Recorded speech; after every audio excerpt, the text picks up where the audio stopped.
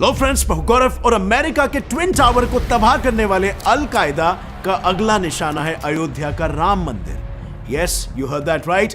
Al Qaeda ने सीधे PM Narendra Modi और यूपी के सीएम योगी आदित्यनाथ को राम मंदिर गिराने की धमकी दे दी है। एंड माइंड यू, ये कोई खोखली धमकियां बिल्कुल नहीं लग रही है कि अल-कायदा ने असम में इसकी प्लानिंग करना तक शुरू कर दिया। 1 जनवरी 2024 जैसे ही अमित शाह ने अयोध्या के राम मंदिर के खुलने की तारीख अनाउंस की, 1 जनवरी 2024 को अयोध्या में गगनचुंबी राम मंदिर वहां पर आपको तैयार मिलेगा। इसके जवाब में सीरिया में बैठे अल-कायदा ने ये रिलीज किया। यह है अल-कायदा का अपना रेडिकल मैगजीन गज़वा-ए-हिंद, जिसके कवर पेज पर बाबरी मस्जिद को फीचर किया है और पीएम मोदी और योगी को ओपनली धमकी दी कि हम राम मंदिर को उड़ा देंगे और उसके जगह पर एक मॉस्क बना देंगे। इतना ही नहीं, इन्होंने इंडियन मुस्लिम्स को भी ये कहकर भड़काने की कोशिश की कि भारत उनके लिए किसी जहन्नुम से कम नहीं है और उन्हें अपना हक वहां पर नहीं मिलने वाला है, तो भारत से लड़कर ही उन्हें अपना हक मांगना पड़ेगा। पर हमारे पीएम मोदी ने इसे टैकल करने के लिए एक बहुत ही स्ट्रॉन्ग रिप्लाई दिया,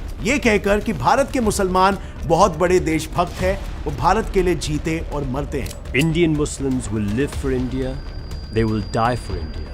लेकिन इसके अलावा अल-कायदा ने पाकिस्तान को आतंकवाद फैलाने में असफल होने पर भी काफी ताने मारे और कहा कि उन्हें अपनी आतंकवादी गतिविधियों को और भी ज्यादा बढ़ाना होगा। अब फ्रेंड्स, अगर देखा जाए तो शुरुआत से ही इंडिया अल-कायदा के प्राइम टारगेट में से एक रहा है और ऐसा खुद अल-कायदा के founding father Osama bin Laden ने हमेशा कहा है। अभी हाल ही में बिन लादेन का लिखा हुआ एक खत अमेरिका के CIA ने डिक्लासिफाई किया, जिसमें ओसामा ने ये क्लियरली लिखा हुआ था कि अल-कायदा के यूएस पर जंग छेड़ने का सबसे बड़ा रीजन है कश्मीर इशू पर यूएस का इंडिया को सपोर्ट करना। So that explains it all.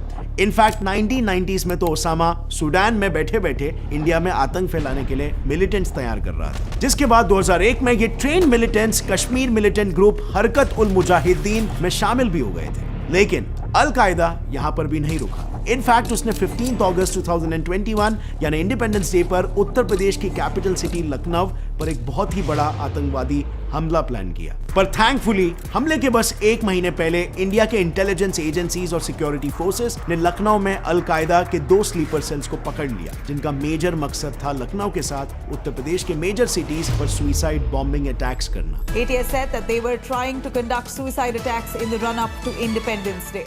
इसके लिए उन्होंने प्रेशर कुकर बॉम्ब्स तक रेडी रखे थे। लेकिन इस पर और ज्यादा इन्वेस्टिगेट करके ये पता चला कि अल-कायदा का एक विंग आसाम में भी ऑपरेट कर रहा है और वहां पर भी 48 टेररिस्ट को अरेस्ट किया गया। But the most shocking thing over here is ये सभी के सभी टेररिस्ट टीचर्स थे।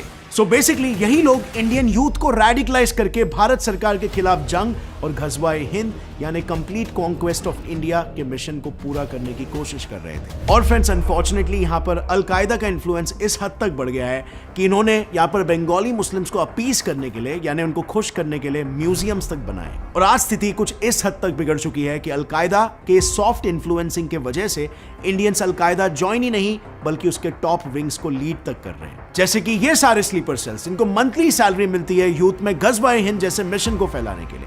सिर्फ कुछ चंद पैसों के लिए ये ऐसे भयानक काम कर रहे हैं। अब फ्रेंड्स, जैसे कि हम बात कर रहे थे कि किस तरह कई इंडियंस अल-कायदा के टॉप पोजीशंस पर भी पहुंच रहे हैं। जैसे फॉर एग्जांपल अल-कायदा के साउथ एशिया विंग AQIS का फर्स्ट लीडर था सना-उल हक। ये उत्तर प्रदेश के संभल डिस्ट्रिक्ट से बिलोंग करता था। And you will be shocked to know कि सना-उल हक, जो कि खुद एक ग्रेजुएट था, वो एक बहुत ही कल्चर्ड फैमिली से बिलोंग करता था। उसके ग्रैंडफादर गांव के प्रधान थे और ग्रेट ग्रैंडफादर डिस्ट्रिक्ट मैजिस्ट्रेट, और उसके ग्रैंड अंकल तो एक फ्रीडम फाइटर थे। लेकिन 1998 में सना घर छोड़कर पाकिस्तान भाग गया।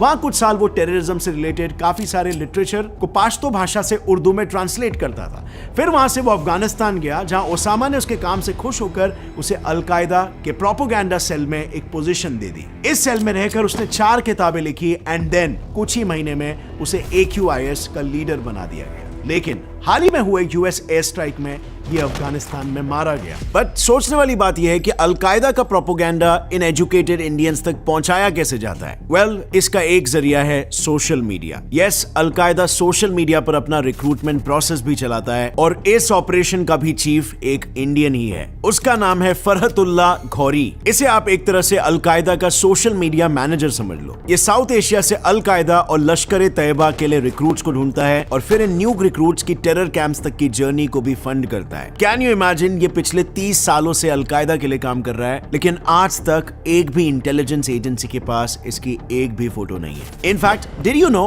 अब तो इंटरनेशनली भी अलकायदा की पोजीशन इतनी स्ट्रांग हो चुकी है कि अलकायदा के ये टेररिस्ट रशिया यूक्रेन वॉर में रशिया के अगेंस्ट लड़ भी रहे हैं। This is true.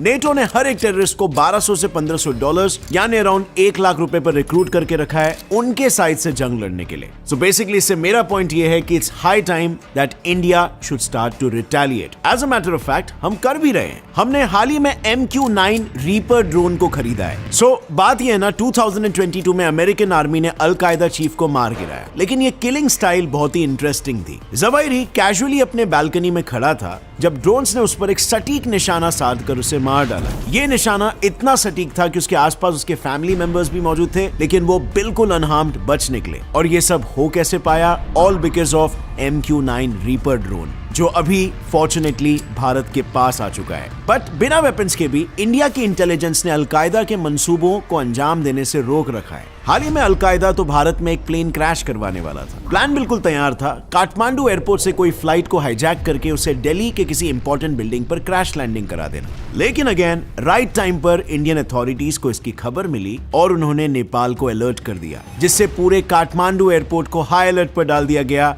और ये हमला टल गया। बट फ्रेंड्स, जहां तक अभी राम मंदिर को लेकर दी हुई धमकियों का सवाल है, ये पहली बार नहीं है जब ऐसा हुआ हो। ये एक्चुअली अलकायदा की काफी पुरानी आदत है। जैसे जरा ये सुनो। चार्ली एब्डो एक ही जंग है, ख्वाह ड्रोन से लड़ी जाए या चार्ली एब्डो के कलम से, IMF और आलमी बैंक की पॉलिसियों के जरिए लड़ी जाए या अक़वाम मुत्तहिदा के कुफरिया चार्टर को मुस्लिम ममालिक पर मुसल्लत करके कैरी लॉगर बिल के जरिए लड़ी जाए या सरकारी मुफ्तियों के सियाही उगलते कलम से नरेंद्र मोदी की खून टपकाती जबान से लड़ी जाए या मुसलमानों को जिंदा जला दिए जाने के जरिए से, ये एक ही जंग है। 2014 में अलकायदा चीफ ज़वाहिरी ने एक नया विंग लॉन्च किया called al Qaeda in the Indian subcontinent, AQIS। इसका area of operation India, Bangladesh और म्यांमार था। इसमें टेरर अटैक्स और रिक्रूटमेंट्स कराना इनका काम था। एवर सिंस देन अलकायदा ने इंडिया के सोशल हार्मनी को डिस्ट्रॉय करने की पूरी कोशिश की है। जैसे पिछले साल अप्रैल में इंडिया में हो रहे हिजाब प्रोटेस्ट में आपको याद होगा, ये वीडियो बहुत ही वायरल हुआ था।